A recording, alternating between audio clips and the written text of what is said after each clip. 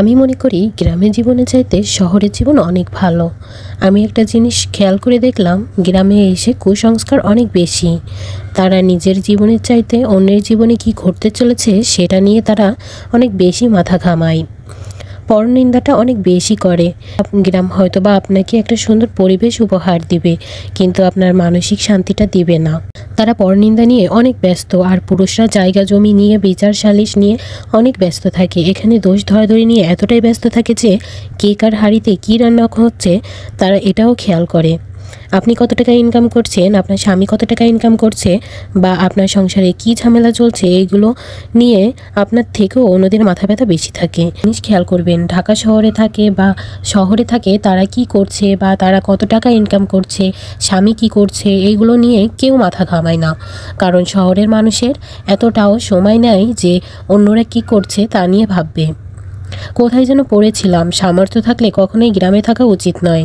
গ্রামে 100 বিঘা জমির মালিক হওয়ার চেয়েও শহরে এক টুকরো ভাড়া বাসা থাকা অনেক ভালো, অনেক সম্মানের, অনেক আরামদায়ক। এখানে বেশিরভাগ মানুষ তারা তাদের ব্যক্তিগত জীবনের থেকে আপনার জীবন নিয়ে বেশি চিন্তিত।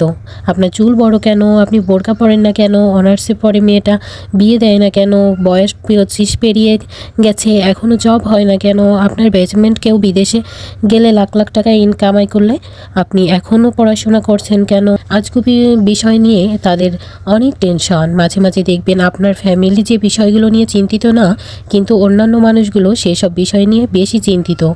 আরেকটা সবচেয়ে বড় পার্ট কি জানেন, আপনি এমন কোনো বাড়ি খুঁজে পাবেন না যেখানে জায়গা জমি নিয়ে বিরোধী নেই। প্রত্যক্ষ বা পরোক্ষ এই ফ্যামিলি সেই ফ্যামিলির সাথে কোনো না কোনো ভাবে ঝগড়া লেগেই আছে। 1 ইঞ্চি জায়গা নিয়ে মাথা ফাটাফাটি, অশ্লীল ভাষায় গালাগালি, মামলা মোকদ্দম চলতেই থাকে। আবার এমন কিছু মানুষ আছে যারা গোপনে প্যাঁচ লাগিয়ে ঝগড়া বিবাদ বাড়িয়ে দেয়, কাউকে পছন্দ না হলে তার নামে জায়গায় বদনাম লটিয়ে বেড়ায়। আর এসবের মতো সবচেয়ে বিরক্ত পার্ট হচ্ছে গ্রামের চায়ের দোকানগুলো। গ্রামের প্রতিটা চায়ের দোকানে চায়ের চুমুক ওঠেই গিবত দিয়ে। যেখানে কার বউর বাচ্চা হচ্ছে না, কার বউ প্রেগনেন্ট, রাজনীতি, অর্থনীতি, খেলাধুলা কোনোটাই এখান থেকে বাদ যায় না।